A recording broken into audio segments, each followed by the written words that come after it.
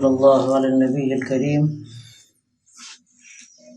وعن ابن عباس رضي الله عنهما أن رسول الله صلى الله عليه وآله وسلم قال: يدخل الجنة من أمتي 70,000 من غير حساب هم الذين لا يسترقون ولا يتطيرون وعلى ربهم يتوكلون.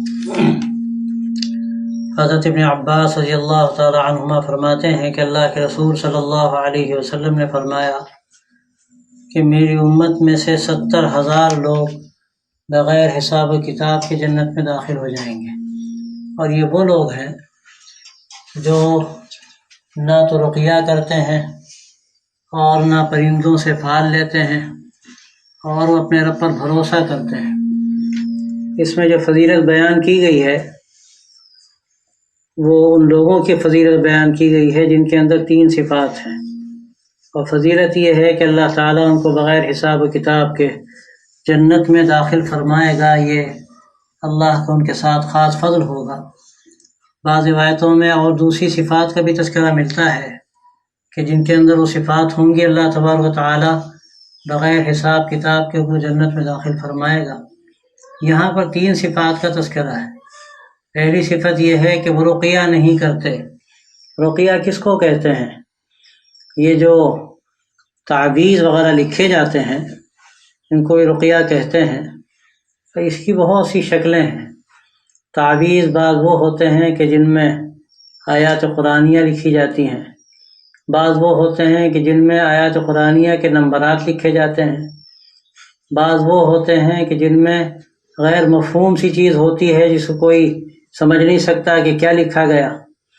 تو یہاں جو بات فرمائی گئی کہ جو لوگ رقیہ نہیں کرتے وہ لوگ بغیر حساب و کتاب کے جنت میں داخل ہوں گے، تو اس سے یہ بات تو ظاہر ہوتی ہے کہ یہ کوئی بہت اچھی چیز نہیں ہے، لیکن اور متعدد روایات ہیں جن سے یہ اندازہ ہوتا ہے کہ رقیہ بہرحال جائز ہے۔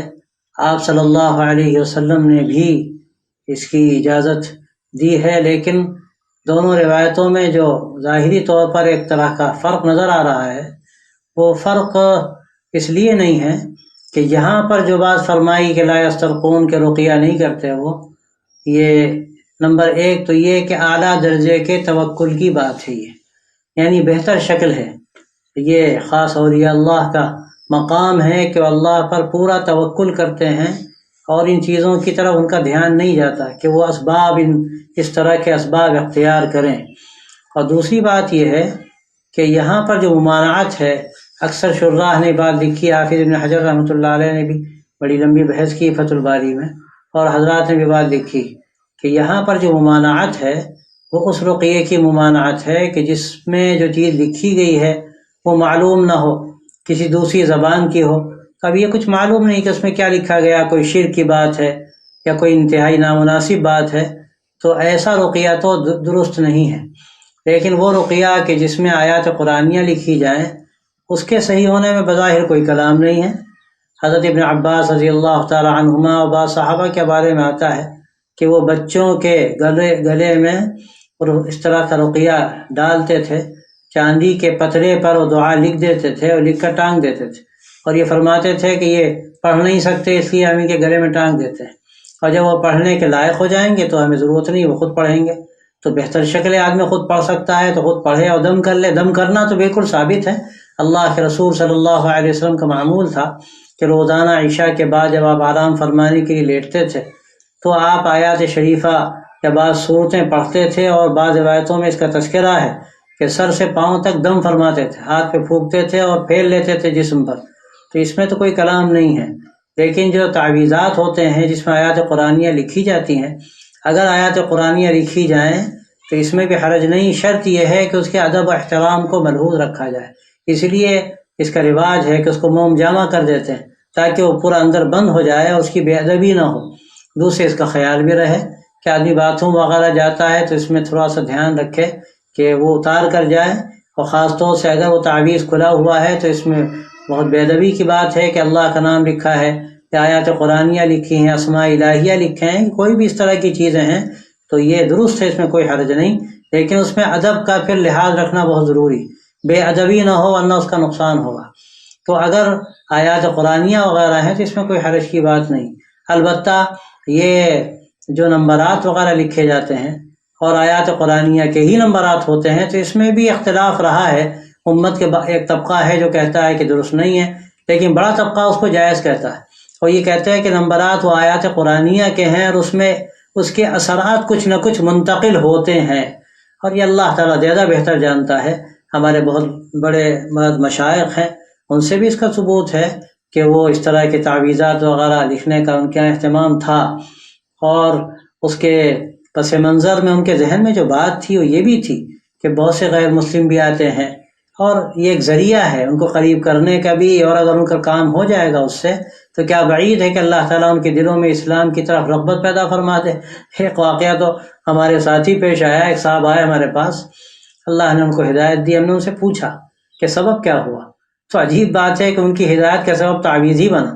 پریشان تھے وہ، اور بہت علاج کی انہوں نے کوششیں کی، اور اپنے جو پھونک جھاڑ کرنے والے ہیں ان کے پاس بھی گئے ہوں گے، اور اس کے علاوہ جو بھی ظاہری اسباب ہیں علاج کے وہ بھی اختیار کیے، کوئی فائدہ نہیں ہوتا تھا۔ کوئی اللہ کا بندہ مل گیا ان کو، اس نے کہا ہاں ہم آپ کا علاج کر دیتے ہیں قرآن مجید سے، اور اس نے ان کو دم کیا، کوئی تعویذ دے دیا، وہ کہتے ہیں کہ ایسی شفا ہو گئی ہم تو لگتا تھا ہلاک ہو جائیں گے، اس کے بعد سے نئی زندگی ملی۔ تو اللہ نے میرے دل میں بات ڈالی کہ جس کلام میں شفا ہے، اصل کلام تو وہی حق ہے، اور قرآن مجید کو اللہ نے شفا کہا ہی ہے، اور یہ شفا جو قرآن مجید کو اللہ نے فرمایا فیہ شفا، تو یہ شفا ظاہری بھی ہے اور یہ شفا باطنی بھی ہے۔ اصل تو یہ شفا باطنی ہے، آدمی کو ہدایت دینے والا کلام، آدمی کو صحیح راستہ بتانے والا کلام، آدمی کے اندر کے باطنی امراض کو دور کرنے والا کلام، آدمی کو صحیح راستہ بتانے والا کلام۔ لیکن جس طرح ظاہری باطنی امراض دور ہوتے ہیں، اسی طرح اللہ نے اس کلام میں برکت رکھی ہے کہ اس سے ظاہری امراض بھی دور ہوتے ہیں۔ قرآن مجید پڑھ کے دم کر دے اس کا فائدہ ہوتا ہے، اس سے شفا ہوتی ہے۔ حضرات صحابہ رضی اللہ عنہم کے بعض واقعات ہیں۔ ایک سفر میں عجیب واقعہ پیش آیا، ایک سفر میں لشکر جا رہا تھا، وہاں کا جو وہ تھا امیر تھا اس قبیلے کا یا بادشاہ تھا، اس کے سر میں درد ہوتا تھا اور شفا نہیں ہوتی تھی۔ اس نے کہلوایا کہ اگر تمہارے پاس کوئی ایسا علاج ہو تم علاج کر دو تو ہم تمہیں کچھ بدلہ بھی دیں گے۔ وہ اس وقت بڑی پریشانی کا عالم تھا، صحابہ فقر و فاقے سے تھے، کھانے کو بھی نہیں تھا۔ تو جو صاحب وہاں گئے امیر تھے لشکر کے یا کوئی بڑے صحابی تھے، انہوں نے کہا ٹھیک ہے ہم علاج تو کر دیں گے، لیکن بکریوں کی ایک بڑی تعداد کی شرط لگائی انہوں نے کہ وہ بکریاں تمہیں دینی پڑیں گی۔ انہوں نے کہا ٹھیک ہے ہم دیں گے۔ انہوں نے سورہ فاتحہ پڑھ کے دم کر دیا، تو بکریوں کی جو تعداد طے ہوئی تھی وہ بکریوں کی تعداد انہوں نے لی، اور اس کا فائدہ یہ ہوا کہ جو پریشانیاں تھیں وہ الحمدللہ دور ہوئی، صحابہ نے الحمدللہ آرام سے کھانے وانے کا نظم ہو گیا۔ حدیث میں آتا ہے کہ آپ صلی اللہ علیہ وسلم کی خدمت میں جب پہنچے تو آپ صلی اللہ علیہ وسلم نے ان سے یہ فرمایا کہ کچھ بچا ہے اس گوشت میں سے؟ گویا کہ آپ کا کہنے کا مقصد یہ تھا کہ بچا ہو تو میں بھی استعمال کر سکتا ہوں، گویا کہ اس طرح سے ایک جواز آپ نے ان کو بتایا۔ تو اس طرح جو لوگ جھاڑ پھونک وغیرہ کرتے ہیں اس میں ایک تو درست شکل ہے، مناسب صورت ہے کہ آیتیں پڑھ کے دم کر دیا جائے، تو اس میں کوئی حرج نہیں۔ اور اس پر بعض مرتبہ جو معاوضہ وغیرہ لے لیا جاتا ہے تو علی الاطلاق اس کو بھی ہم حرام و ناجائز نہیں کہہ سکتے، لیکن اس میں غلو نہ ہو اور بے جائی کام نہ کیا جائے۔ اس کو لوگوں نے بعض مرتبہ دھندا بنا لیا، دھندا نہ بنایا جائے تو بہتر ہے۔ کبھی آدمی کچھ دے دے یا ایسے جیسے ضرورت تھی ایسی کوئی ضرورت ہے، اور کبھی کوئی تقاضا کر لے اپنے لیے نہیں بلکہ تقاضا اس لیے کرے کہ لوگوں کو کچھ بھلا ہو جائے، تو اس کی اجازت دی جا سکتی ہے، لیکن بہرحال احتیاط کے ساتھ۔ اور باقی جو تعویذات لکھے جاتے ہیں کاغذ پر اس کی بھی اجازت دی جا سکتی ہے اگر آیات قرآنیہ ہوں۔ اگر یہ اعداد ہوں تو بھی اگر قرآنی آیات کے اللہ کے ناموں کے اعداد ہیں دعاؤں کے تو بھی اس کی اجازت کسی حد تک دی جا سکتی ہے۔ ہمارے بڑے بڑے علماء نے بھی اس کو اختیار کیا، میں نے جیسے عرض کیا کہ اس کا ایک بڑا فائدہ غیروں کو قریب کرنے کا، اس ملک میں خاص طور سے جہاں ہم رہتے ہیں ان کو قریب کرنے کا فائدہ ہے، ان کو نفع ہوگا اور اسلام کی ایک تصویر اچھی ان کے سامنے چلی جائے گی، تو اس میں کوئی حرج کی بات نہیں۔ البتہ وہ اعداد جو بالکل بے معلوم ہوں یا وہ کلمات کے جن کا کچھ پتہ نہیں، جیسے بعض لوگ سریانی عبرانی کہہ کے نہ جانے کیا کیا لکھ دیتے ہیں، فرشتوں کے نام لکھتے ہیں اور کیا کرتے ہیں، اس میں تو بہت شبہے کی بات ہے کہ گویا غیر اللہ سے ایک طرح کی استمداد کی شکل ہو جاتی، تو اس کی اجازت دینی تو بالکل مناسب نہیں، اس سے بچنا چاہیے۔ اور یہاں جو آپ صلی اللہ علیہ وسلم فرمایا کہ ایسے لوگ تو بغیر حساب کتاب کی جنت میں داخل ہوں گے، یہ وہ متوکلین ہیں کہ جو اللہ پر بھروسہ رکھتے ہیں اور اس طرح کے اسباب کی طرف بھی توجہ نہیں کرتے۔ اور اسی طرح دوا کا مسئلہ ہے، دوا کا حکم ہے کہ ہم دوا اختیار کریں، لیکن بعض روایتوں میں ایسا تذکرہ ملتا ہے کہ وہ لوگ کہ جو بالکل اللہ پہ بھروسہ کرتے ہیں اور اعلیٰ مقام رکھنے والے لوگ ہیں، تو بعض ہمارے شراح نے وہاں یہ بات لکھی ہے کہ اگر آدمی دوا اس لیے استعمال کر رہا ہے کہ دوا ہی شفا دے گی تو یہ تو بالکل توکل کے خلاف ہے، بلکہ اگر بات ذرا سی آگے بڑھ جائے اور آدمی دوا کو شافی سمجھ لے تو یہ تو عقیدہ توحید کے منافی ہے۔ لیکن اگر دوا کا استعمال اس لیے کر رہا ہے کہ حکم رسول ہے، ہمیں دوا کا استعمال کرنا چاہیے، آپ صلی اللہ علیہ وسلم نے بھی دوا استعمال فرمائی ہے، اور دوا شفا نہیں دیتی، شفا دینے والی ذات اللہ کی، تو اس میں کوئی حرج کی بات نہیں، یہ تو عین توکل ہے۔ جیسے میں نے پہلے بھی عرض کیا کہ سبب اختیار کرے اور اس کے بعد توکل کرے، جیسے کہ اللہ کے رسول صلی اللہ علیہ وسلم سے بھی حدیث میں آتا ہے، کسی نے پوچھا آپ سے کہ اللہ کے رسول ہم گھوڑا چھوڑ دیں یا گھوڑا باندھیں، تو آپ نے فرمایا گھوڑا باندھو پھر توکل کرو، گھوڑا باندھو پھر توکل کرو، یعنی گویا کہ اسباب اختیار کرو لیکن اسباب کو کچھ نہ سمجھو، اللہ کی ذات پہ بھروسہ کرو کہ کرنے والی ذات اسی کی ہے۔ تو یہ ہے کہ رقیہ جو ہے فی نفسی کوئی بہت اچھی چیز نہیں، لیکن اللہ کا نام بہت بڑی چیز، اللہ کا کلام بہت بڑی چیز، اللہ کے کلام میں شفا، اللہ کے نام میں شفا، اس کے ذریعے سے آدمی اگر شفا حاصل کر رہا ہے، دم کر رہا ہے، یا کاغذ پہ لکھ کر دے رہا ہے، کسی کو پانی پہ ڈال دیا کہ پیتے رہو، یا گلے میں لگا دیا، اور صرف اللہ کے نام ہے اس میں اور آیات قرآنیہ ہیں، تو اس کی اجازت دی جا سکتی ہے، بظاہر اس میں کوئی حرج کی بات نہیں۔ اور فرمایا ولا یتطیرون، یہ وہ لوگ ہیں، دوسری صفت ان کی یہ ہے کہ وہ تطیر نہیں کرتے۔ یہ زمانہ جاہلیت کا رواج تھا، پرندوں سے شگون لیتے تھے، اور اس کے ایک طریقہ یہ ہوتا تھا کہ پرندہ لے لیا اور چھوڑ دیا، اگر دائیں طرف چلا گیا تو یہ نیک شگون ہے، اور بائیں طرف چلا گیا تو بد شگون ہے، اگر دائیں طرف چلا گیا تو اب کام ہوگا اور بائیں طرف چلا گیا تو کام نہیں ہوگا۔ ایسی خرافات ان کے مشہور تھیں۔ ایسی اگر الو کا نام لے لیا، الو بول گیا تو اب یہ منحوس ہے، اب اس کے بعد کوئی کام نہیں ہوگا۔ حدیث میں آتا ہے لا عدوى ولا طیرۃ ولا حامۃ ولا سفر، موت کا تذکرہ ہے کہ پرندے سے شگون لی جاتی ہے، یہ بھی غلط ہے، اور جو الو کو منحوس سمجھا جاتا ہے یہ بھی غلط ہے۔ آج بھی ہمارے زمانے میں یہ رواج بہت سے علاقوں میں ہے، اور ہمارے بعض مسلمان بھائی بھی اس غلطی میں مبتلا ہیں کہ اگر بلی راستہ کاٹ جائے تو بس اب سفر نہیں کرنا چاہیے، اب گویا کہ آگے خطرہ ہے۔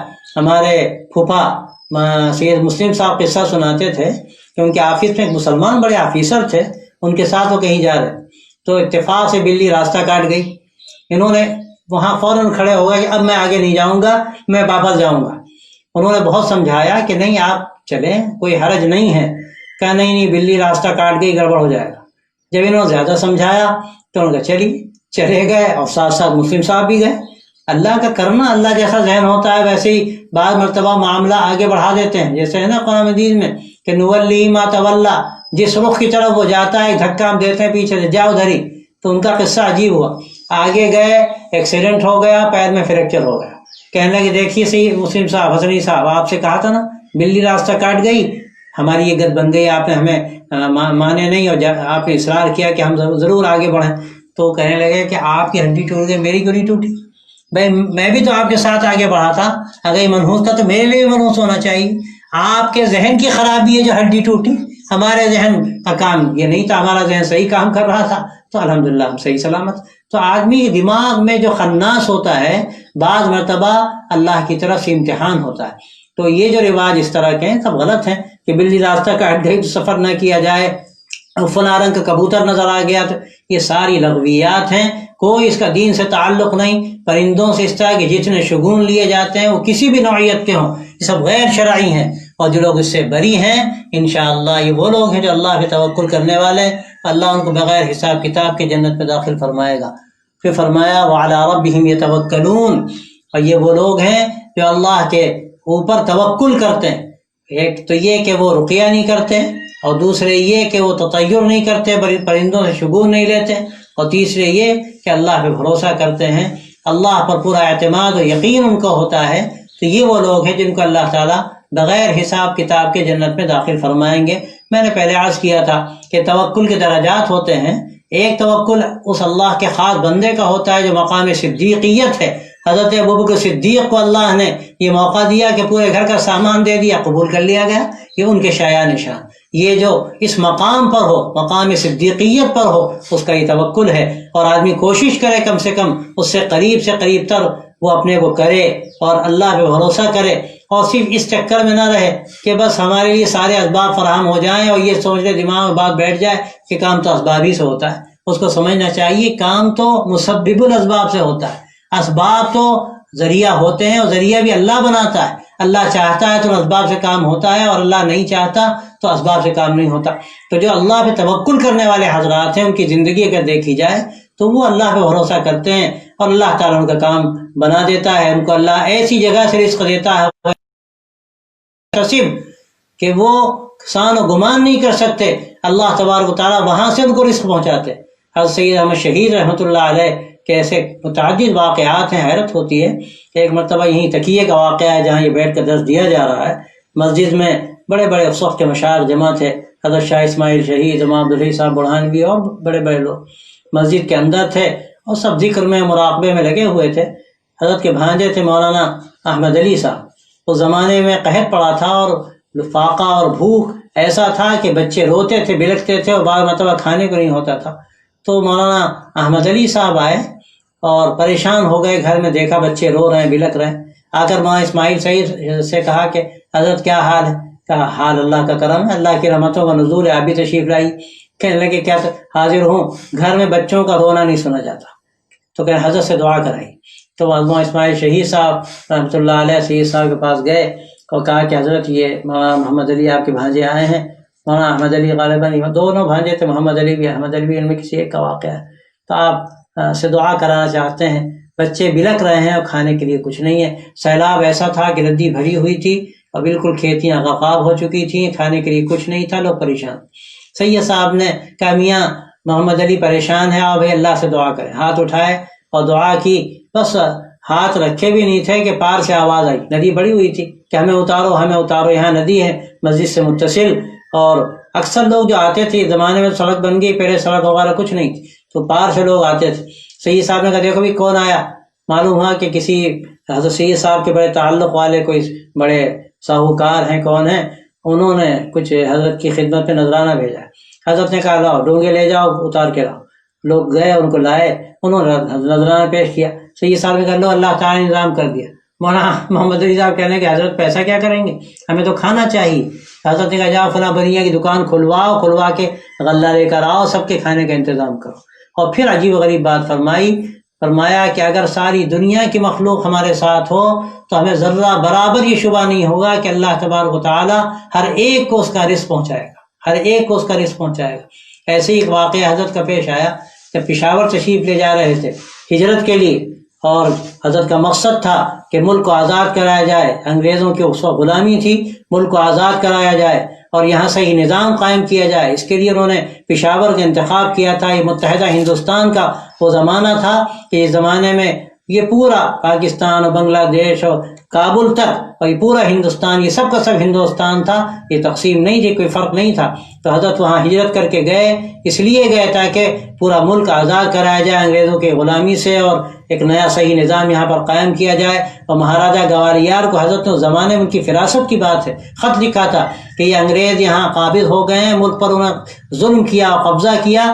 ہمیں اور آپ کو مل کر ان کو نکالنا چاہیے، اس کے بعد ہم لوگ یہاں نظام اپنا بنا لیں گے۔ اور پھر وہاں مہاراجہ گوالیار کے قلعے میں حضرت گئے اور وہاں کئی روز رہے، انہوں نے بڑی خاطر کی۔ اور جب حضرت ہجرت کے لیے سفر جہاد کے لیے جانے لگے تو انہوں نے باقاعدہ مہاراجہ گوالیار نے ہتھیار پیش کیے خدمت میں، یہ واقعہ ہے۔ تو حضرت جب جا رہے تھے عجیب غریب بات پیش آئی کہ جب وہاں پشاور قریب ہونے لگا، وہ پہاڑی علاقہ ہے وہاں راستے میں، تو سخت سردی کا زمانہ تھا، برف باری ہو رہی تھی اور جگہ جگہ برف جمی ہوئی تھی، رات کا وقت ہو گیا۔ لوگوں نے کہا حضرت اس وقت آگے جانا خطرے سے خالی نہیں، اگر آگے جائیں گے کہیں ہو سکتا ہے کوئی گڑھا ہو، کنواں ہو، اوپر برف جم گئی ہو اور کسی کا پیر پڑے وہ نیچے چلا جائے۔ لیکن مسئلہ یہ ہے کہ نہ تو اوڑھنے کو، نہ بچھانے کو، نہ کھانے کو، نہ پینے کو، اب کریں تو کیا کریں۔ حضرت عجیب غریب بات فرمائی. حضرت سید احمد شہید رحمۃ اللہ علیہ نے فرمایا اللہ نے مجھ سے بہت سی مہمانیوں کا وعدہ کیا ہے، ایک مہمانی آج بھی صحیح. بس عجیب غریب اللہ کا معاملہ. حضرت نے یہ کہا دیکھا لوگ چارپائیاں گدے لحاف لیے چلے آ رہے ہیں اور سروں پر اپنے سروں پر اس کے شہد کے اور دودھ کے مٹکے لیے چلے آ رہے ہیں. حضرت نے کہا لو دیکھو اللہ نے انتظام کر دیا، پیو شہد میں دودھ میں شہد ملا کے پیو اور یہ اوڑھ کے سو جاؤ. لوگ سو گئے. صبح اٹھے تو کہنے لگے حضرت اب کیا کریں، بستر کون لے جائے گا، لاد کے ہم لوگ کہاں لے جا سکتے ہیں. فرمایا میں اس چکر میں نہ پڑو، جو لایا ہے وہ لے جائے گا. ابھی وہاں بھی یہی جملہ حضرت نے فرمایا کہ اگر سندھ کا صحرا ہو یا عرب کا ریگستان ہو اور ساری دنیا کی مخلوق ہمارے ساتھ ہو تو مجھے ذرہ برابر شبہ نہیں ہوگا اللہ تبارک و تعالیٰ سب کو رزق پہنچاتا ہے. یہ یقین کی بات. اور یقین اللہ جس کو عطا فرماتا ہے اس کے لیے اعلیٰ توکل ہی عین مناسب ہوتا ہے. اور اللہ تعالیٰ ایسے لوگوں کے لیے سارے راستے کھول دیتے ہیں. سمجھنا مشکل ہوتا ہے کہ یہ کہاں سے راستے کھلے. میں نے پہلے بھی عرض کیا تھا کہ حضرت جب سفر حج کے لیے گئے وہی صورت حال تھی کہ ایک پہ 1 روپیہ تھا وہ بھی اللہ کے راستے میں دے دیا. اور پھر ایسی فراخی کے ساتھ پورا سفر ہوا، کئی 700 کا تقریباً قافلہ تھا. آرام سے گئے آرام سے آئے.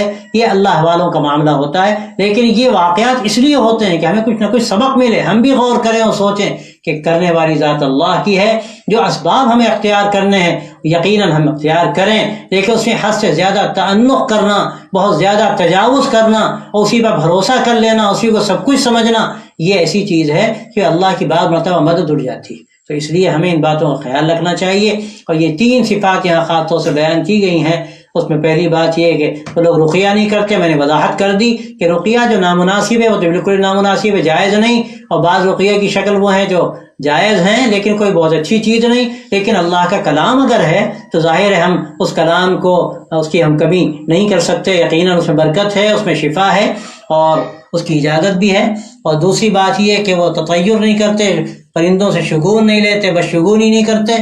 اور تیسری بات یہ کہ اللہ پہ بھروسہ کرتے ہیں. یہ چیزیں وہ ہیں جو اللہ کو راضی کرنے والی ہوتی ہیں. اور ایسے لوگوں کے بارے میں بھی فیصلہ ہے کہ اللہ تعالیٰ ان سے کوئی حساب کتاب نہیں لے گا، اور بغیر حساب کتاب کے اللہ تبارک و تعالیٰ ان کو جنت میں داخل فرمائے گا.